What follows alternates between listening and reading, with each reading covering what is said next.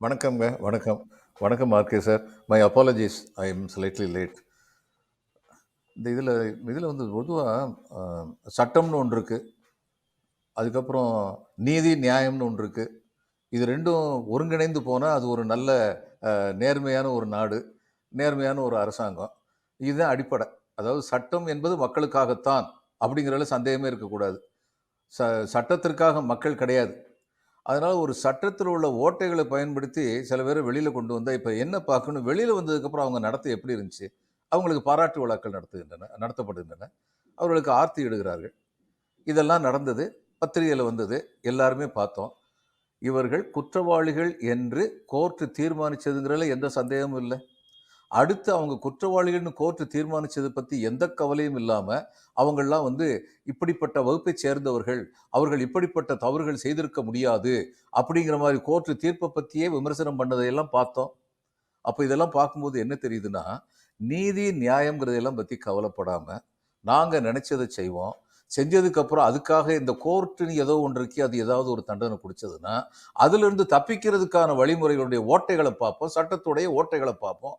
பார்த்து வந்துருவோம். அப்படிங்கிறது தான் அவங்களுடைய செயல்முறையா இருந்திருக்கு. இந்த சட்டத்தை பயன்படுத்தி, சட்டத்தை மீறுகின்ற செயல்கள் நடைபெற்றனங்கிறத இப்போ ரொம்ப அழகான வார்த்தைகள்ல வந்து நீதிமன்றம் சொல்லியிருக்கு, உச்சநீதிமன்றம். இதே வாதத்த இன்னும் பயன்படுத்தலாம். வேற இடத்துலயும் பயன்படுத்தலாம்.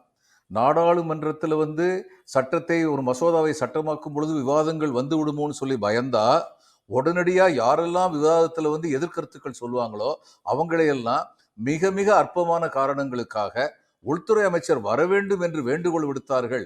திரும்ப திரும்ப வேண்டுகோள் விடுத்தார்கள் காரணத்துக்காக அவங்கள 100க்கு மேல சஸ்பெண்ட் பண்ணி வீட்டுக்கு அனுப்புறாங்கல்ல, அது கூட இதில் பார்வையில வர முடியும். அதனால வந்து நடக்கிறது என்னன்னா, சட்டத்துடைய ஆட்சி நடக்கல. சட்டத்துடைய மாட்சி வந்து நடக்கல. சட்டம் என்ன செஞ்சா என்ன? இப்ப இதே இது நாளைக்கு வந்து என்ன செய்ய போறாங்கன்னு இப்பயே சொல்லிடுறேன். அவங்களுடைய நடைமுறை எப்படி இருக்குன்னு சொல்லி. என்ன மெய்யப்பனும், பாலச்சந்திரனும், ராதாகிருஷ்ணனும் 2 நாள் பேசுவாங்க. அவ்வளோதானே. அதுக்கப்புறம் என்ன நடக்கும்? இதுதான் இன்னைக்கு பொதுவா இருக்கிற மனநிலை. இதுதான் டேஞ்சரஸான மனநிலை. ரொம்ப ரொம்ப டேஞ்சரஸான மனநிலை. இப்ப க க கவர்னரும், முதலமைச்சரும் சேர்ந்து பேசுங்கன்னு சொன்னாங்க.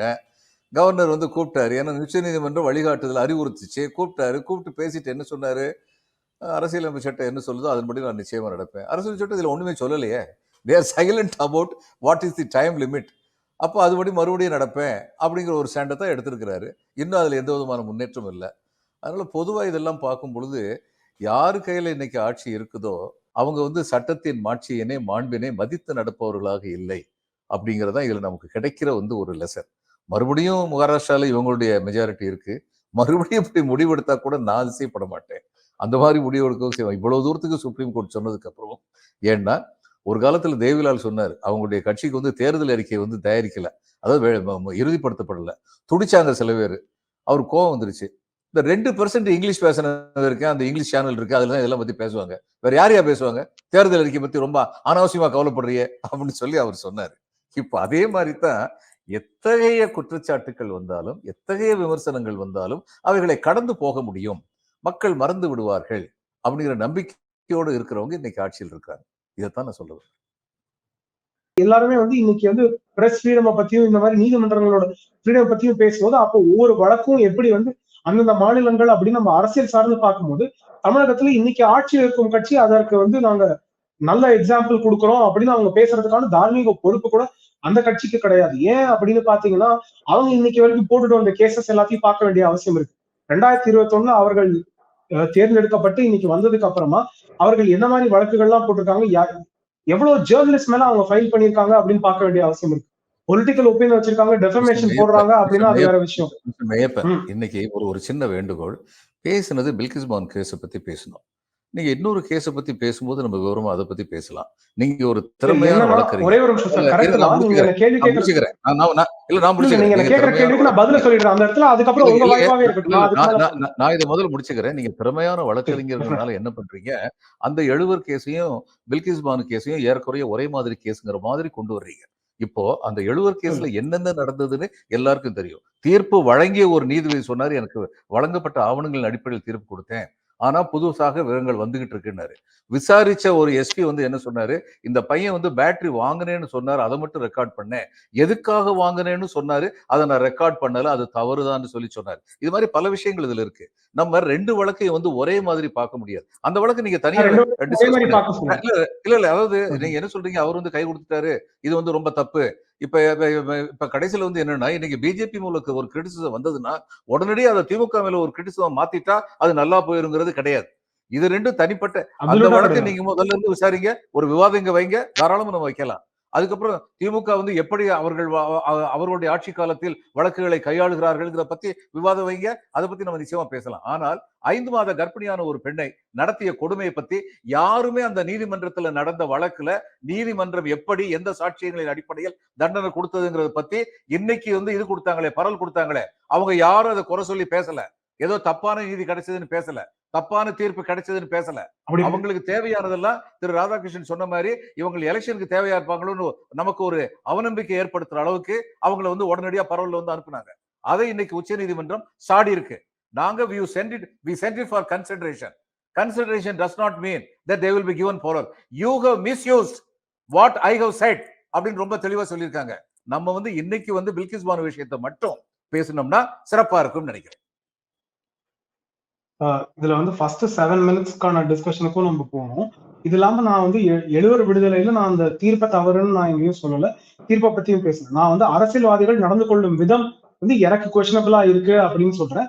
இதை தாண்டி பில்கிஸ் பானு வழக்கு பேசும்போது இல்ல நம்ம வந்து எக்ஸ்க்ளூசிவா பேசக்கூடாது.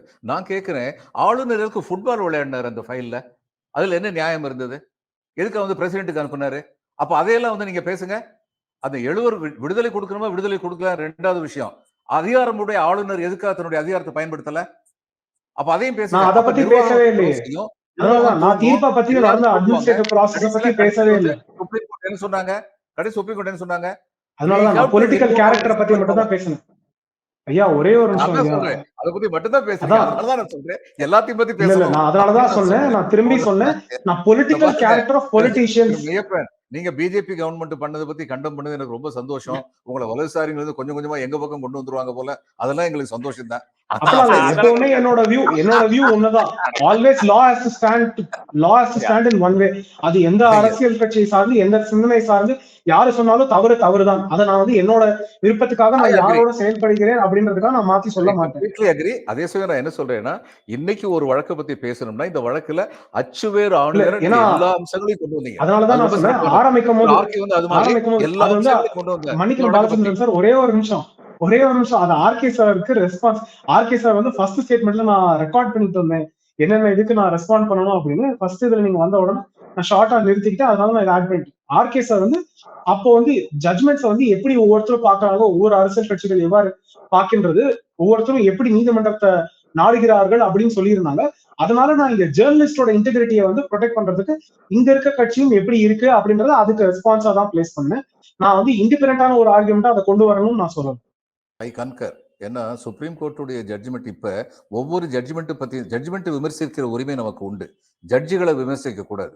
ஆனா தீர்ப்புகள் விமர்சனத்திற்கு உட்பட்டவைதான். அப்படின்னு சொல்லி பார்க்கும்போது ஒவ்வொரு தீர்ப்பையும் நம்ம இண்டிவிஜுவலா தான் பார்க்க வேண்டியிருக்கு. Supreme court as a whole body has taken a total